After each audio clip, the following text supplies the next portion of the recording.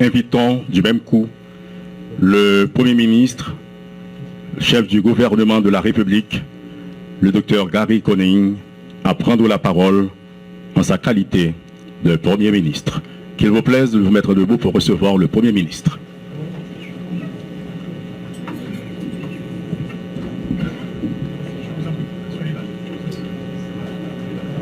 Merci, merci beaucoup.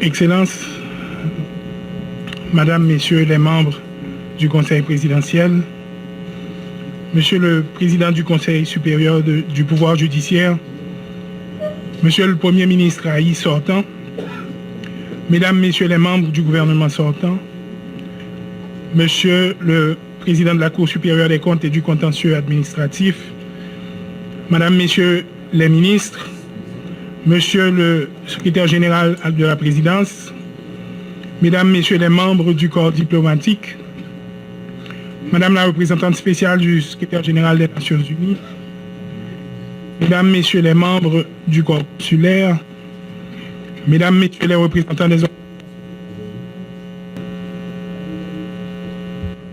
merci à tout le monde, tout le groupe, à Wanbala, que ce soit la société civile, toute l'entreprise qui a recommandé ma candidature au poste de Premier ministre. Soit ça a monté, je vais confiance en moi. Nous mettons quoi, moi pas faire nous honte. Faut que moi dis nous, faut que moi dis tout, un gros merci à Conseil présidentiel qui t'a accepté, tendez ça me voter dans Diakout moi. Et puis choisi dans mi-temps 4 autres compatriotes qui ont pile qualité et mérite tout.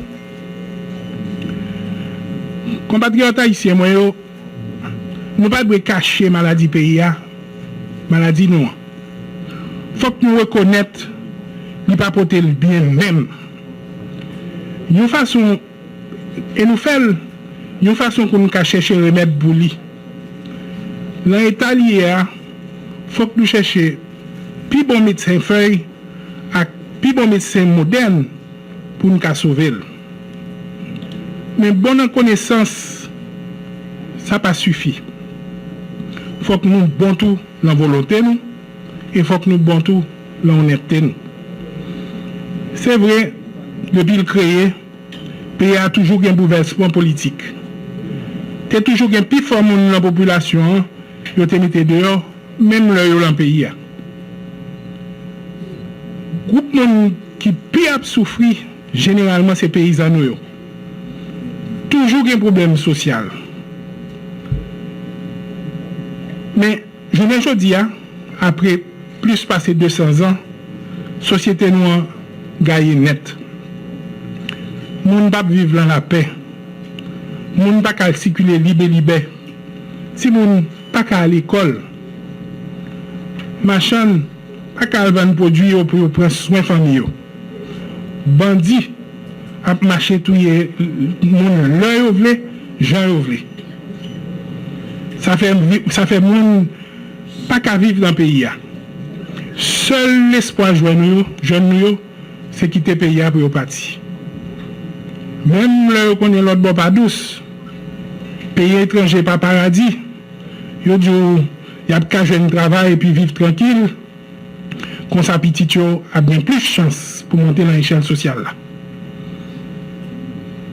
Moi comprendre et moi entendre. C'est pour ça que je suis là avec nous aujourd'hui. Mes chers compatriotes, aujourd'hui c'est avec une profonde humilité et une grande responsabilité que je me tiens devant vous en tant que le nouveau Premier ministre de la République d'Haïti. En ce moment crucial de notre histoire de peuple, alors que nous traversons une crise sanitaire, humanitaire et de gouvernance sans précédent, je ressens le poids de la tâche. En cette heure solennelle d'intenses émotions et de dépassement, je tiens à saluer le sens hautement patriotique du Conseil présidentiel. Ils ont transcendé les clivages et les sensibilités politiques, ainsi que les intérêts partisans, pour m'accorder leur confiance sur des questions vitales qui tiennent tant à cœur la nation souffrante et impatiente. Je tiens aussi à remercier le Premier ministre sortant, M. Patrick Boisvert. Traversant avec un courage exceptionnel l'épouvante solitude de la primature, il a dominé le jeu politicien et la rumeur des fractions pour poser son empreinte. Celle d'un homme d'État serein et sensible, vaut au service d'autrui et à la République. C'est avec le sentiment du devoir magistralement accompli au bénéfice des populations haïtiennes qu'il rentre aujourd'hui sur la tente pour un repos bien mérité. Mes chers compatriotes, Haïti est confronté à des défis majeurs. Les violences et l'insécurité paralysent notre quotidien. Les crises humanitaires exacerbent les souffrances de nos compatriotes les plus vulnérables. Et l'instabilité politique sable les fondations mêmes de notre société. En reconnaissant ces réalités douloureuses, nous devons trouver en nous la force et la détermination nécessaires pour les surmonter. Comme le disait le philosophe grec Héraclite, le caractère de l'homme est son destin. Nous devons faire preuve de courage et de détermination, car c'est dans ces moments de crise que se révèle le véritable caractère d'une nation. Je crois fermement qu'ensemble, nous pouvons transformer ces défis en opportunités pour rebâtir notre pays sur des bases plus solides et plus justes. Je m'engage donc devant vous, chers concitoyens, à servir notre nation avec intégrité, transparence et dévouement. Mon gouvernement travaillera sans relâche pour améliorer les conditions de vie de chaque Haïtien et de chaque Haïtienne, pour bâtir un avenir plus sûr et plus prospère, et pour rétablir la dignité de notre peuple. Mesdames, Messieurs les ministres et secrétaires d'État, par l'entremise du Conseil présidentiel de transition, nous avons signé un contrat collectif avec le peuple haïtien pour matérialiser l'accord du 3 avril 2024 qui prévoit un ensemble de grands chantiers. La sécurité publique et nationale, le redressement économique, la réhabilitation des infrastructures, la sécurité alimentaire et sanitaire, la conférence nationale et la question constitutionnelle, l'état de droit et la justice, ainsi que les élections pour le renouvellement du personnel politique. Ce paradigme du changement irriguera toutes les artères de l'action gouvernementale. Il inspirera et illustrera notre posture et tous les actes que nous serons appelés à poser à la tête du gouvernement. Je vous demande donc, mesdames, messieurs les ministres, de participer vaillamment à cet effort commun pour promouvoir et alimenter cette culture du changement dans les sphères d'activité relevant de vos compétences respectives. Oui, notre pèlerinage collectif commence nécessairement par un retour au climat sécuritaire. Sans sécurité, aucun progrès durable ne peut être accompli. Pour ce faire, il est crucial que nos policiers et nos soldats soient bien préparés pour faire face aux défis sécuritaires actuels. Et nous veillerons à ce qu'ils disposent d'outils nécessaires pour accomplir leur mission avec efficacité et professionnalisme. À ce propos, en ce jour de la célébration du 29e anniversaire de la police nationale, je demanderai à l'assistance de se mettre debout pour observer une minute de silence en l'honneur des 3 policiers lâchement assassinés dimanche dernier et aussi à toutes les victimes de la violence des dernières années.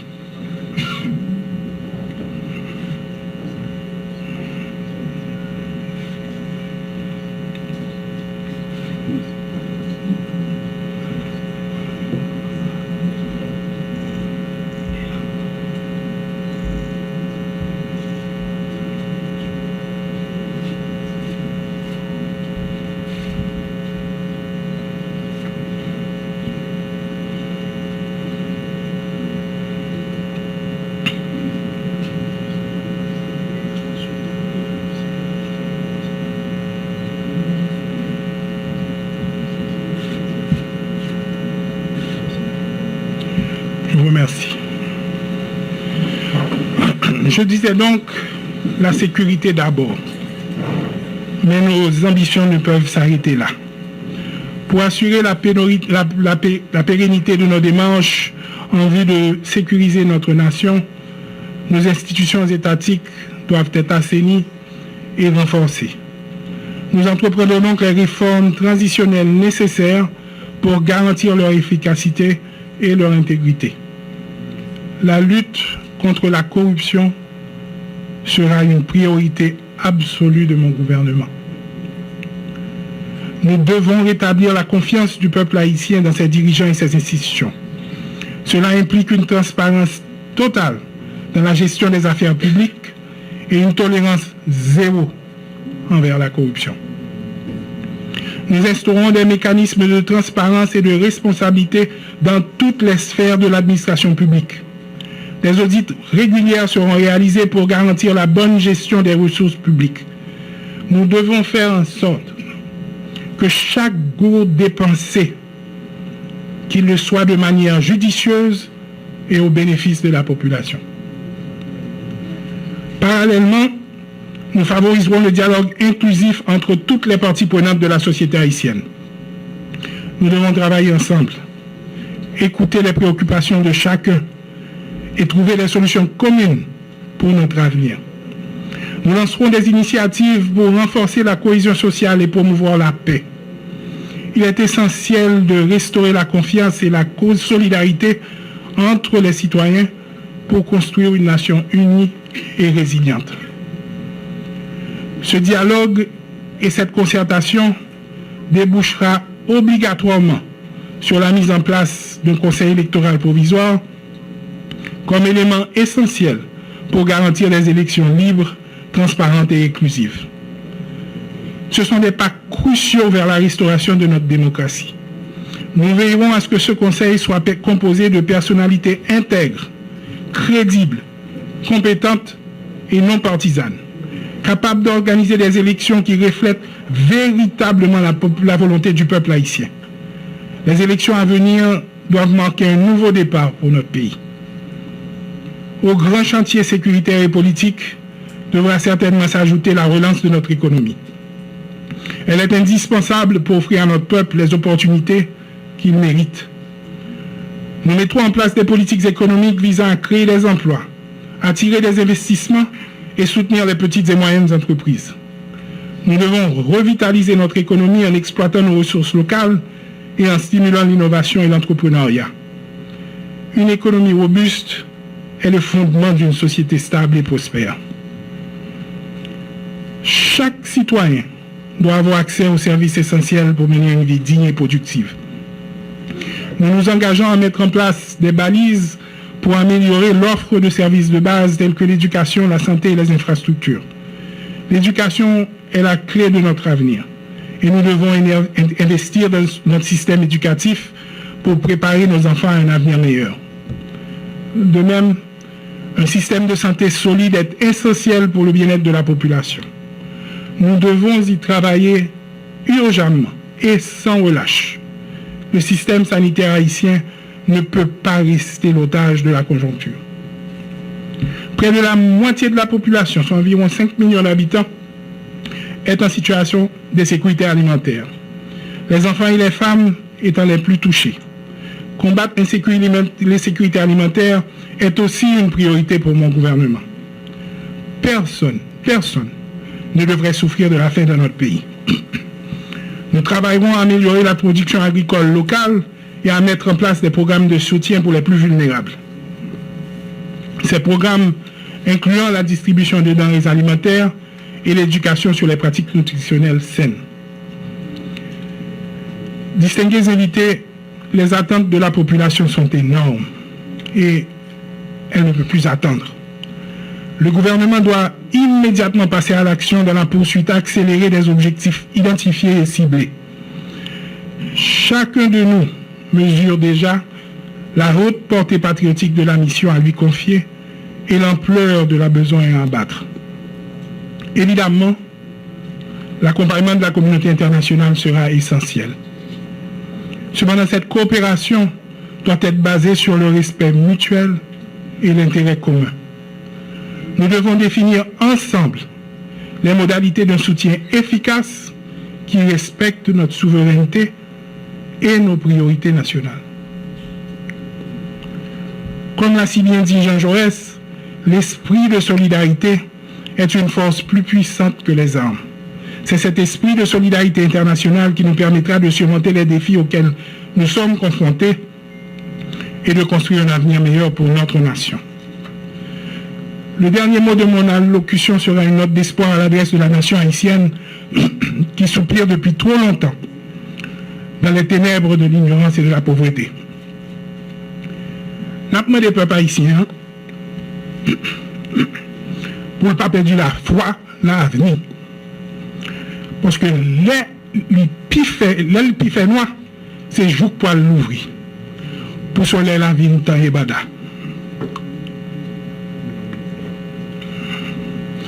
M'a dit nous, ça fausse conviction.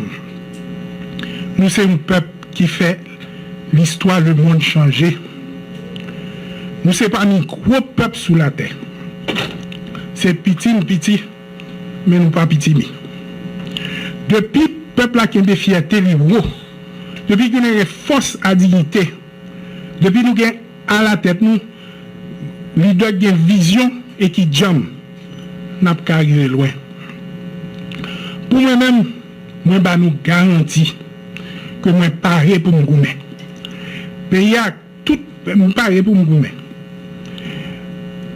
Pays a tout le monde pour le conseil présidentiel là, le travail l'a fait pour tout Haïtien qui vivent à cœur posé dans un pays qui est uni, qui gagne sécurité, côté nous tout ensemble pour te coller pour établir nation. Je lui demande de garder la foi en l'avenir, car la nuit la plus longue et la plus noire n'empêche pas le soleil de se lever. Je lui redis avec force et conviction, pour l'avoir vu partout à travers le monde, d'avoir un grand territoire ou une grande population, ce qu'il faut pour être un grand peuple, c'est la grande conviction et le grand engagement. Il suffit à notre peuple d'être habilité par les valeurs qui doit être conduit par un chef avisé et dynamique qui sache lui poser de grandes ambitions. Pour ma part, je veux lui garantir de ma ferme détermination et de ma totale disponibilité à m'acquitter de ma tâche pour son plus grand bien et d'appuyer sans faille le Conseil présidentiel de transition dans sa quête de bien-être collectif et dans sa grandiose entreprise de fondation nationale. Frères, sœurs, Haïtiens, tout partout sur la terre. Moi, je voulais couper bien bas pour nous remercier pour confiance nous placer dans moi. Dans un moment difficile, ça, côté l'espoir, tu voulais faire. Nous avons une mission pour changer ça avec le peuple là. Famille, jeunesse là, diaspora, tout Haïtien à la one bade, tout côté sur la terre. Nous allons faire ça nous capable pour faire lumière, venir pour faire l'espoir bourgeonner.